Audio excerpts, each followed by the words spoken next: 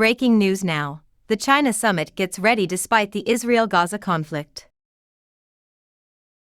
An increasingly assertive Beijing is asked to help de-escalate the violence between Israel and Gaza on Monday, as China prepared to host representatives from 130 countries for a forum that will be overshadowed by the Israel-Gaza war.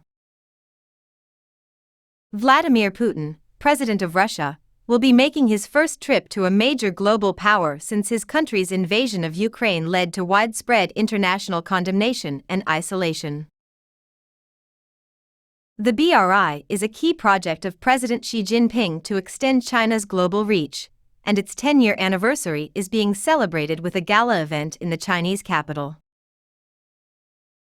China expects the forum to boost its status as a leading global power, but the conflict between Israel and the Palestinian militant group Hamas will keep stealing the headlines. After waves of Islamist fighters breached the heavily fortified border on October 7, killing more than 1,400 people, mostly civilians with gunfire and arson, Israel declared war on the group.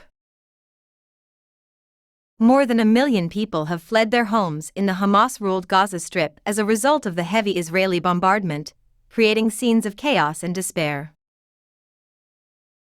At least 2,670 people, mostly civilians, have been killed by Israeli airstrikes in Gaza, and entire neighborhoods have been destroyed.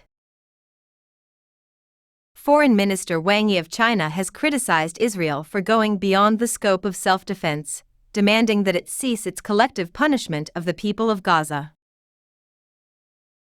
Wang, in the strongest stance China has taken so far, said on Sunday that Israel should listen earnestly to the calls of the international community and the UN Secretary-General, and cease its collective punishment of the people of Gaza.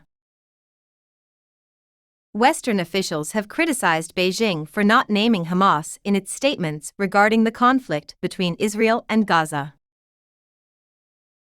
U.S. Secretary of State Antony Blinken had a phone conversation with Wang on Sunday, during which he urged China to use its influence in the Middle East to promote calm. Hamas and Hezbollah, a Lebanese militant group that could open a second front against Israel, receive support from Iran's clerical leadership, which enjoys cordial relations with China. This year, China mediated a peace treaty between Iran and Saudi Arabia, two countries that had been bitter rivals in the region.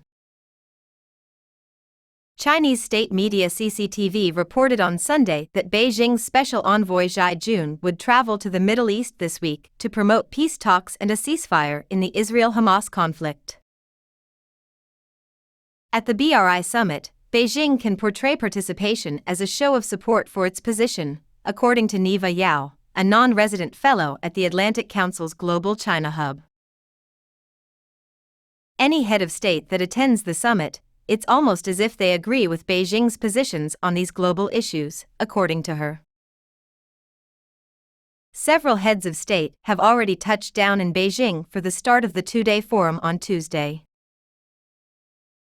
These leaders include Viktor Orban of Hungary, Gabriel Boric of Chile, William Ruto of Kenya, and Abiy Ahmed of Ethiopia. Russian Foreign Minister Sergei Lavrov flew into Beijing on a Monday and met with his Chinese counterpart, Wang Yi, within hours of his arrival. As a result of his invasion of neighboring Ukraine, which led to international isolation for his country, Putin is expected to arrive in China overnight. With Chinese imports of Russian oil providing a crucial lifeline to Moscow as international sanctions bite, trade between China and Russia has soared this year to levels not seen since the beginning of Moscow's war in Ukraine. In an effort to portray itself as a neutral party, China has refrained from condemning the conflict in Ukraine, while simultaneously providing Moscow with crucial diplomatic and financial support. Xi and Putin, who have called each other dear friends, are at the center of the strengthening partnership. In their fight against Western dominance, they both see each other as an essential fortress, so they band together out of mutual necessity. Before his visit this week, Putin praised ties with Beijing and the mutual benefits of the BRI in an interview with Chinese state broadcaster CGTN.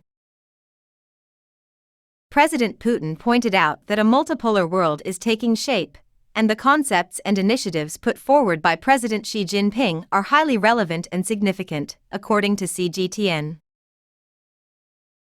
He stated that President Xi Jinping is a well-recognized leader on the world stage and is a true world leader, according to it. Putin reportedly also shared pleasant memories between President Xi and him, and hoped tradition continues when they meet in China in the future.